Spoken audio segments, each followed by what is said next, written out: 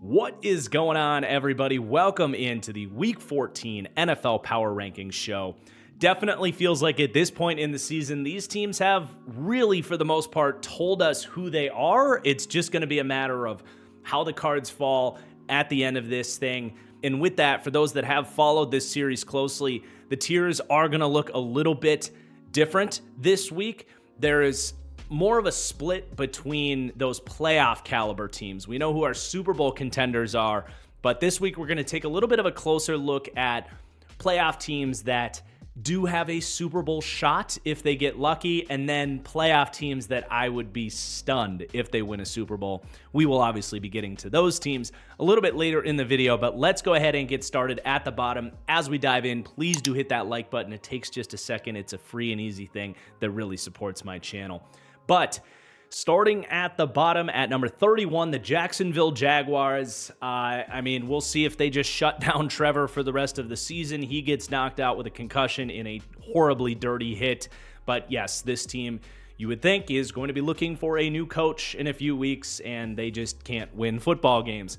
At number 30, the Las Vegas Raiders. They do seem to play the Chiefs tough, I'll give them that, but that has not been the story in a lot of their games as of late. At number 29, the Tennessee Titans. They dropped down 2 spots after getting massacred by the Washington Commanders. They take a step back after beating the Texans last week, unable to build off of that momentum. The New York Jets find themselves very close to the bottom of the league. They're entertaining sitting Aaron Rodgers down. That's emblematic of just how bad things have gone here for the Jets. The New England Patriots at number 27, a frisky fight against the Indianapolis Colts. After the last few weeks, they looked dead to rights. So it is good to know they've got some fight in them. And at the end of the day, it looks like you hit on Drake May, and that is the biggest takeaway you can have from this season. And then they just got to get to work with like over $100 million in cap space, and obviously looking to see how good their draft pick's going to be and what they can do in April's draft, of course. At number 26, the Dallas Cowboys. Are they fighting for Mike McCarthy's job out there in that locker room? Gee, if I'm a Cowboys fan, I pray that that's not the case. But hey, they have shown some fight. I'll give them that. They're actually going up 3 in the rankings this week. The defense, much more frisky, as you would expect. Getting Micah Parsons back, it's a big, big deal. Cooper Rush, making some throws, playing okay. So, Dallas going through the motions for the most part, but still showing maybe some aspects of the talent that they do have on this team that led to them having playoff expectations coming into the year. At number 25, the New Orleans Saints. They were more competitive against the Rams than I expected. Derek Carr continues to show that he can still make some big throws out there. Marquez Valdes-Scantling, low-key, been a great pickup for them. Hate to see Taysom Hill go down for the season. He's low-key or high-key, depending how you want to talk about, a big part of what they do. But yeah, they lose. They fall to 4-8, but they actually go up 1 in the rankings this week. Then the Carolina Panthers at number 24, obviously staying put in the rankings, and just another week of just full force excitement for what Bryce Young has done. It went from like, okay, he's coming off the benching and looks like he maybe can play a little bit in this league, to like the last 3 weeks, especially the last 2 weeks against the Chiefs and the Bucs here. I tweeted this out, but he looks like number 1 overall pick good. 9 big-time throws to 1 turnover-worthy play per PFF. He's playing on time. He's avoiding sacks. He's extending plays. He's not putting the ball in harm's way. He's leading game-winning, game-tying touchdown drives. It is everything you possibly could have imagined that Bryce would give this team when they traded all that they did for him. So that's just mass excitement for Carolina.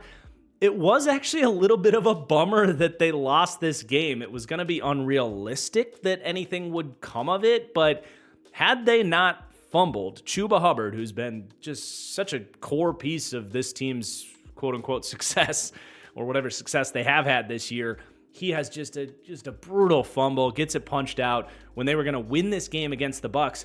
I mean, the Falcons are spiraling, and the Bucs would have lost that game and been just a game ahead of Carolina had it played out that way. They lose, officially twisting the knife on their season. They've obviously got a lot of work to do with this defense this offseason, but this has been a best case scenario for Bryce in year 2. And, I think the vast majority of us are so happy for him and for the Panthers that is the case.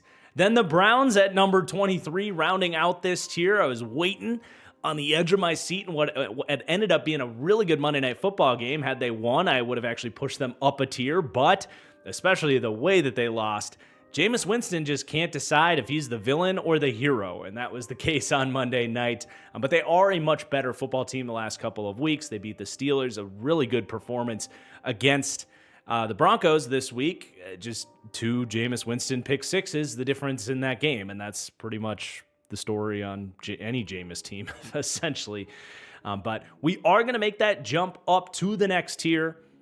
Before we do that, though, if you are a fan of any of those horrible football teams we just broke down, you're looking for a little extra something to keep you interested in your team's games, or if you're a fan of any of the remaining teams and you still want a little bit of extra interest in these NFL games, well, these power rankings are brought to you by Underdog, where their pick'em contests are the perfect way to do what I described to increase your interest in any given NFL game. You can set your lineups with Underdog Pick'em, selecting player stats, higher or lower, passing yards, fantasy points, rushing touchdowns, sacks, whatever it is that you're looking for. You hit on all of your selections, and you can turn low-level entries into massive payouts. I love Underdog Pick'em. Wouldn't be telling you about it if it wasn't the case. So if you want a little bit of that action, head over to Underdog, sign up using code TFG. They will give you a bonus match up to $1,000 on your first deposit, and you will support my channel in a big way in the process. So that is code TFG at Underdog. And let's get into our next tier. This tier's name is going to be, Why Are You the Way That You Are? These are, for the most part, just disappointing, frustrating football teams. And then the Colts, spoiler alert, find themselves in this tier too, just because I think caliber of team they line up with these guys. But at number 22, the San Francisco 49ers, another -7 this week. That's a -17 fall from them over the last couple of weeks. I was obviously hesitant several weeks ago to lower this team because they were on the cusp of maybe getting healthy. Well, it's actually taken a reverse course of action. Bosa hasn't been out there. Trent Williams hasn't been out there. Christian McCaffrey was a big part of the excitement for the last, third of this season, and he gets re-injured. Just a brutal wasted season due to the injury bugs in a year that was really important in terms of this team's championship window. It's not that window is over, but you look at some of the way these contracts were structured and how this team's season was really important for them to get over that final hump this year. It's just a tough one to stomach, man, and they've been blown out back-to-back weeks. They just can't hang in the trenches. And Brock Purdy I like Brock Purdy. I like Brock Purdy a lot, but he just isn't a guy that's going to elevate what's frankly a pretty squishy, just not great football team right now with all these injuries. And then the Miami Dolphins at number 21.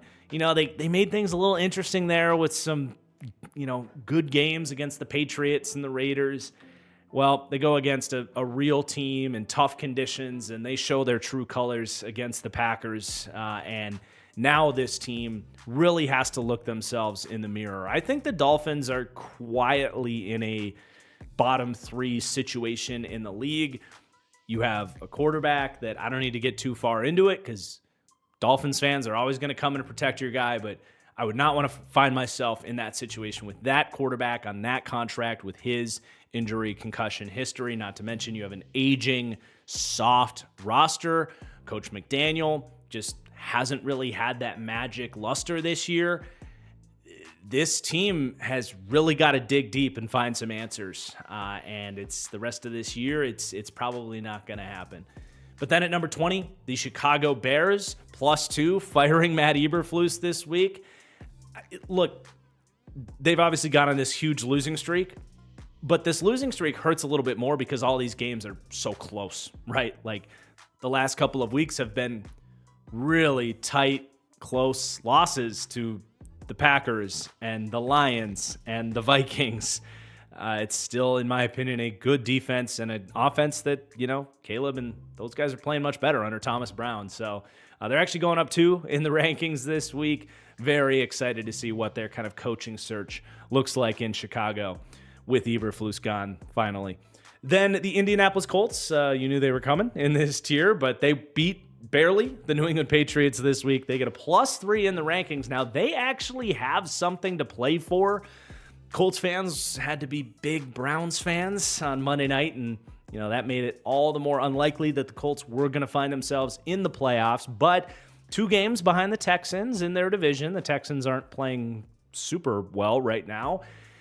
And if they can get lucky to witness the downfall of the Broncos or the Chargers, maybe, just maybe. But obviously what matters, Anthony Richardson playing much better, gets the 2-point conversion for the win, and they are inching closer and closer to 500. This is a very solid football team. I think 19 is a good spot for them.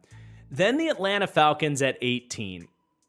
Now, the +1 here is not an indication of how I feel about the Falcons. In fact, I think it's ridiculous that they're getting a +1, but the Niners and Dolphins just had to come down because they're in an even bigger free fall than the Falcons. And the Falcons, as we look forward, do still have a lot to play for. They're still in first place in their freaking division. And if there's one good thing to say about the Falcons this week, it's that the defense under Raheem Morris coming off the bye did actually shape up and get a pass rush going. 5 sacks against a good Chargers offensive line. They have a great secondary. They really did a good job on that side of the ball. So that's at least encouraging. But God, Kirk Cousins not going in the right direction here. A 4-interception game. None of them fluky. They were all bad interceptions. And he can't move. He's got no zip on the ball. He's making bad mistakes. I genuinely was watching this game wondering if they had a better chance to win in that fourth quarter that got very close with Michael Penix. Now, they've got Bijan in the run game, and that's great, but this team is just, I mean, they had to win this NFC South for this team to be any semblance of a success, and right now, I don't think they're a better team than the Tampa Bay Bucks, who come in number 17. Now, the Bucks get a +3 this week. They win in Carolina. Again, that's much more because other teams just look worse. But this does not mean I feel better about the Tampa Bay Bucks after they barely escape in Charlotte with a win. They're climbing because the Dolphins and Niners and frankly the Falcons are falling below where Tampa was. But they still can't get healthy on the defensive side of the ball. They seem to have issues in the secondary. And, man, Baker this week, reckless with the football. They were very, very fortunate to escape with a win in Charlotte. That said, I do think they're better than the Falcons in that horrible, horrible NFC South.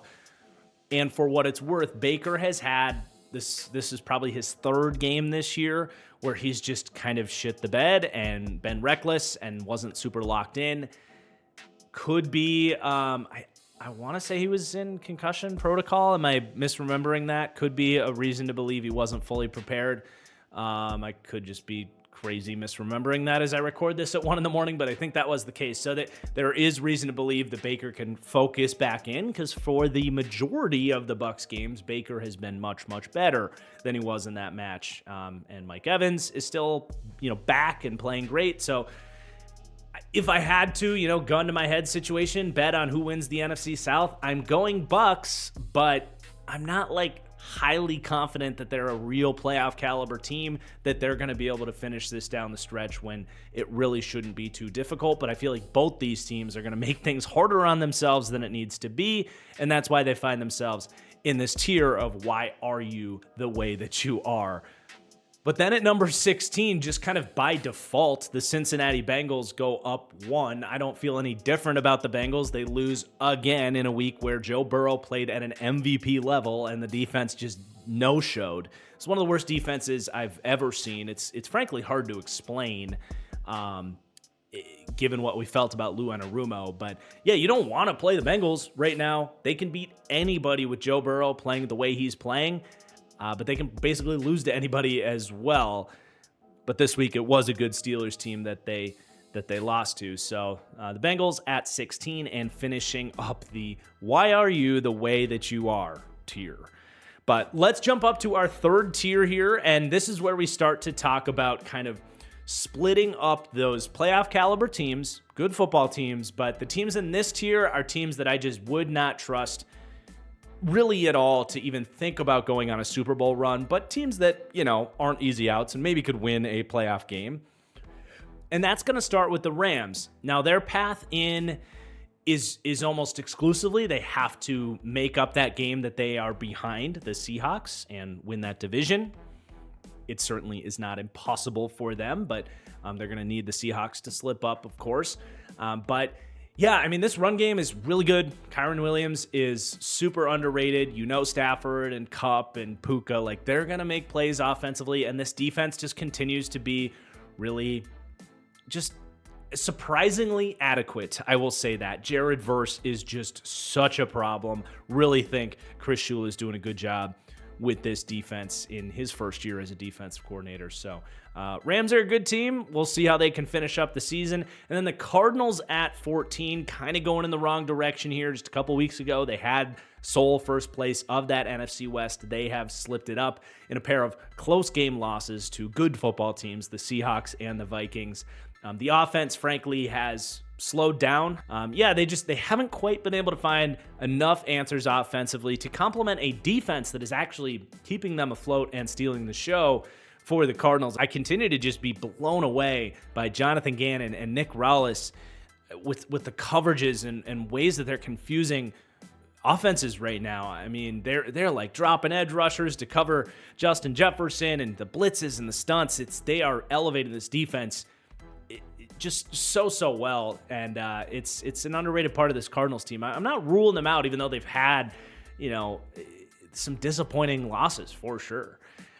So they're not moving in the power rankings. It was going to be a tough game going into Minnesota, and they blow it in the end, but they were outdoing the Vikings for a large part of that game at the same time. But then the Chargers at number 13, they pick up another win. Just continue to be that team that capitalizes on mistakes, the high culture wins. This was definitely emblematic of the Harbaugh effect of this team. Just a scrappy, gutty win that they escape in Atlanta. This week was more about Kirk just making really stupid, bad mistakes than it was me being impressed by the Chargers. They are going to get passed up by another team climbing up in a way in these rankings. 8-4, definitely a playoff caliber team for the Chargers. They can play tough and again, are a team that could maybe win a playoff game, but would I ever in a million years bet on this team to go on a Super Bowl run with some of the holes on their roster that they do have? No, I would not. But then the Denver Broncos at number 12, they're also going to drop down 2 spots. Again, there's just some other teams in this tier that I think had good weeks, but still feel pretty damn good about this Broncos team and where they're at based on their expectations, right? The Chargers and the Broncos, it's funny they're in the AFC West because these two teams are like the same exact story. They do got to get Riley Moss back, very clearly missing him in the secondary, and how underrated does he look all of a sudden with the Browns receivers just running wild over Levi Wallace back there. So they got to get that cleaned up. But, man, Bo Nix continues to look just so good. In a week where Jaden Daniels had a good week, Bo Nix kept stride in terms of the Offensive Rookie of the Year conversation. That throw he had, the 90-yard touchdown to Marvin Mims, it's something I've said this year. I obviously liked Bo Nix coming out. I was one of the defenders of that draft pick for Denver. But his arm talent, his velocity is just better, I think, than it was in college. And that just cranks up his upside a little bit. With throws like that are available to him, you're really in business with Denver. And he is just totally settled in with Sean Payton in this offense. So again, Denver at number 12 as a legitimate playoff caliber team in prime position to finish the job and get into the dance is something I don't think any Broncos fan is going to even think about complaining about. Then at number 11, the Seattle Seahawks. I know this game was uglier than it needed to be against the Jets, but if you take away 2 fumbled kick returns, a kick return touchdown for the Jets and just look at offense, defense, and this isn't a particularly bad special teams for Seattle. Just chalk it up as a bad day for the special teams. Really a historically bad game for the special teams. Accounted for pretty much a 21-point swing in this game. If you just watch the offense and the defense, Seattle really continue to look like the team we've been praising the last few weeks. And I actually do consider them now better than Denver and the Chargers, whereas last week I had them in between both of these teams. So that's a big reason why you see negatives in the rankings for the Chargers and the Broncos. But yeah, dude, this defense is swarming. Leonard Williams in this system is just lethal, man. He is the perfect Mike Macdonald player because he's just the hybrid defensive lineman dream for Mike Macdonald that moves these guys around. And, he's got the athleticism to drop into coverage from any spot on the D line and make a play like he did on that pick six. That's just a whole nother wrinkle here, not to mention what he's doing as this matchup, really nightmare as a rusher paired with all these other pieces, the secondary coming together. Geno in the offense, they're going to have their rough drives because they just struggle to pass protect, and Geno is Geno. And I mean that in a good way for the most part. But this is a really good, tough football team. They've really found their formula, and I like what we're seeing there. I'd be pretty surprised if they weren't able to finish the job in this NFC West. Then the Washington Commanders, we had some kind of panic weeks there. They get pretty crushed by the Eagles. They lose to Dallas. Finding their form again. Jaden, an awesome performance against the Titans. Really just a complete game, which it was starting to feel like they weren't capable of being dominant in all three phases in recent weeks. But the defense actually getting back to doing some good stuff. And getting Terry McLaurin back involved, the run game working much more this week. So feeling much more comfortable with where Washington's at. I think they have those holes in terms of the depth and width on this roster that it's going to keep them out of the next tier. But they're in that breadth of teams like Denver and Chargers and the Cardinals even, where it's like, hey, they've had a hell of a season. For them to find themselves at this spot, you're probably not complaining if you're a fan of this team. But that said, this last team in this tier, the Texans at number 9, man, you kind of wish they would climb a little bit more than they have this year. They've basically floated between 8 and 12 coming into the year and throughout the season. I just continue to not feel comfortable with this Texans team. Now, you got CJ Stroud, who I think is playing better than people on the internet are acknowledging. For me, this is a defense that gives up sneakily a lot of big plays, an offense that has a boomer bust run game, and an offensive line that just can't really pass protect. I felt like those Jags D linemen were swarming Stroud in this game. So they're a very spotty football team. It's a reason they play in a lot of these close games. They really need Stroud to be the hero. A lot of weeks he's able to do that. But this game definitely got too close for comfort as it came down to the wire.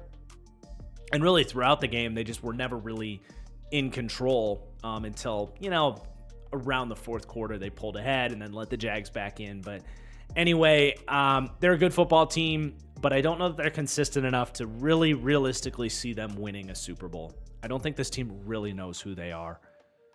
But with that, let's jump up to this next tier. And this is what I was excited for with this week's power rankings is in previous weeks, I've really just said, you got your top tier. Those are the teams that can win the Super Bowl. And then just kind of said, yeah, nobody else has a shot. I think we're getting a bigger split there. I'm going to have less teams in the top tier. We're going to drop a couple teams into this tier and talk more about these teams, they're not Super Bowl favorites. You might not bet on them, but with a decent amount of luck, these teams are complete football teams that just might win the Super Bowl this year. And for me, that does start with the Pittsburgh Steelers. They jump up to 9-3. They take out a Bengals team that is just simply better than their record is. They put up 40-something points this week.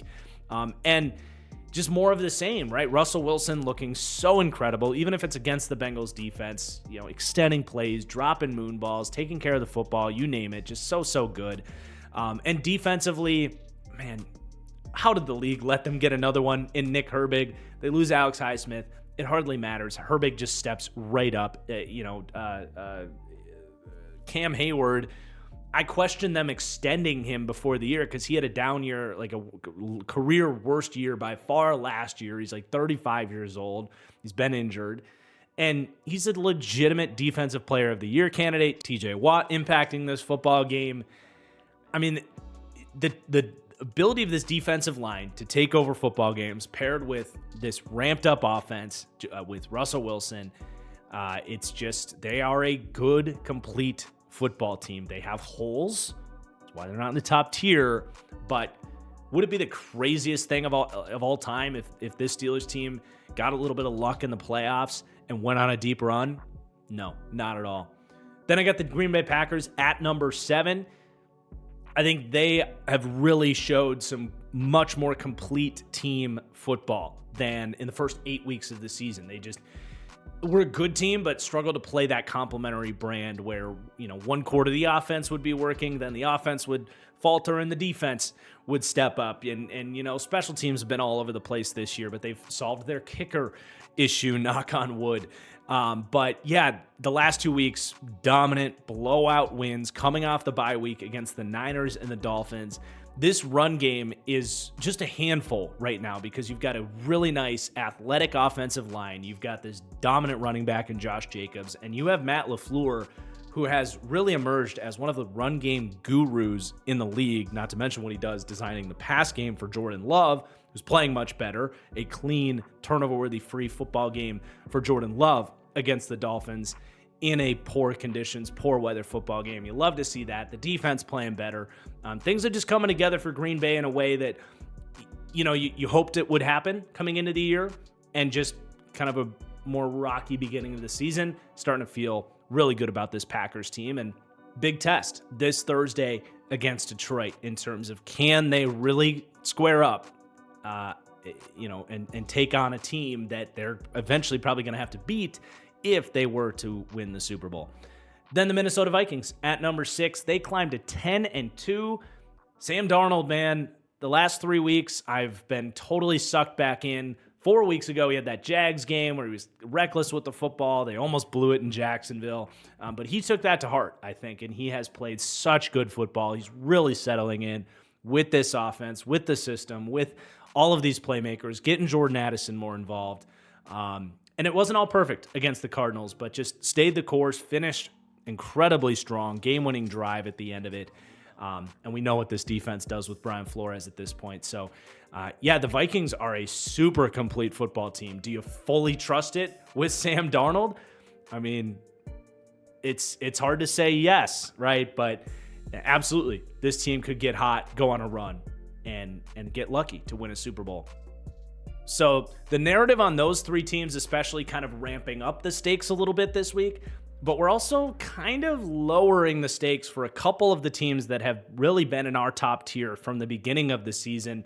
That's going to start with the Kansas City Chiefs, who maintain the number 5 ranking, but again, falling out of that top tier. I mean, you are a fumbled snap away from losing to the freaking Raiders. And that's just where the Chiefs are. Last week, they needed late game heroics to beat the Panthers. This team is not going to kill anybody. And yes, you have Mahomes, and you're going to be able to have these clutch 2-minute drives with him. But that's not always going to be the case. You're not always going to get the ball last. It's not always going to work out that way. And their margin for error is just razor thin. They are not an explosive offense. If you don't have an explosive week of offense against the Panthers or the Raiders, it's not going to happen. Not this late in the season. They can run the ball. They can play things safe and get big third down heroics from Mahomes and Kelsey and Hopkins, and that's all nice. But again, they have a margin for error that is just thinner than the top teams. And I really don't think anybody's going to argue that. Even I think a rational Chiefs fan would say, the 11-1 is nice. We're probably more of an 8-5, 9-4 football team. And that's fine to look at that thing realistically. But I think, again, realistically, this team is going to need some luck, like the opponent fumbling a snap with 5 seconds left in the game, like what happened last week. They are not boat racing teams consistently like our top tier of teams. But then the Baltimore Ravens at number 4, and they are going to drop down into this tier as well. Now, they, I think, absolutely have the potential to get back into this tier before this season ends, but they just have some stuff to clean up. Defensively, they just haven't been able to really tie it all together. I think they're close, right? The pass defense has been better, getting Humphrey and Wiggins back into the lineup. I still am a little bit worried about that pass rush, to be honest. They're not quite getting the replacement of, what they had in Clowney last year and losing Mike McDonald and his blitz designs and stuff. So, from a pass defense perspective, they're just, not fully trustworthy yet. Run defense, you felt great about it heading into this week, but the way that the Eagles were able to pull away from them, I'm not necessarily worried about that, but you still don't love to see that. And then offensively, I don't know, they're just missing a little bit of something, and it's like every drive it feels like something different. One drive it feels like the offensive line might kill it. Another drive, frankly, let's just be real, Lamar the last 2-3 weeks, he's been a factor in losing the MVP race to Josh Allen because Lamar is just missing throws the last 3 weeks that he hasn't been missing for the first 2.5 months of this season. There's 2 or 3 big throws down the field that he's just overcooking. He just is. Eyeballs don't lie on that one. So there's that. They brought in Deontay Johnson and haven't really been able to integrate him as a potential explosive weapon to ramp up that passing game a little bit. So they're close offensively, but can Lamar start hitting those throws again? Can they get Deontay involved and kind of put this whole picture together to be a consistent team that's hitting their stride in January? I think it's possible, but that's not where they're at right now. So for the most part, these teams have kind of told us who they are. I do think the Ravens have a little bit more to figure out about themselves here down the stretch.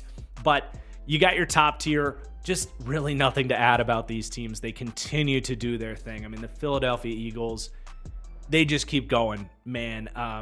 Saquon Barkley is legitimately an MVP candidate. Their run game is just unstoppable. You don't need me to break that down for you. It's historic right now. And really, the way Vic Fangio has gotten this defense to play the way that they have, for them to really do what they did to Baltimore and make those adjustments as the game went on, they're on a different level, man. They look so good. And really, that game, Sunday afternoon, got me thinking, I think we need to create this tier gap because the Eagles just felt like a more complete team than the Baltimore Ravens, and that tier just needed to exist here. The Buffalo Bills, just Sunday Night Football, just boat racing the Niners. Another team that their run game is incredible, and their offensive line is super underrated. James Cook, super underrated. You have the Josh Allen factor in all of that. Incredibly well coached, incredibly well quarterbacked. Their defense is super physical. They tackle from the secondary. What is not to love about the Buffalo Bills? I was so wrong about who this team was this year, what their upside was. Just so much credit all around to everybody in this organization. Really feels like their best crack at getting that Super Bowl this year. And then the Detroit Lions at number 1.